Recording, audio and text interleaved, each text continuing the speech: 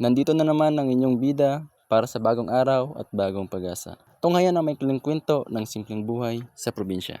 Pagkagising ng ating bida, itong magandang tanawin kaagad ang bumungad sa kanya. At habang natutulog nga ang kontrabida ay di niya alam na siya kinukunan na pala ng kamera. At dito nga ang ating bida ay tumitingin sa mga tanim niyang kamatis at siya ay na mga kasi ang lalaki na ng bunga. At dito nga ang ating bida ay naglalakad-lakad na naman papunta sa kanyang tanim na mga sitaw. Ito ay kanyang titignan dahil malakas ang hangin sa nagdaang gabi. At kung inyong makikita ang sitaw ng ating bida ay sumasabay lang sa dapya ng hangin.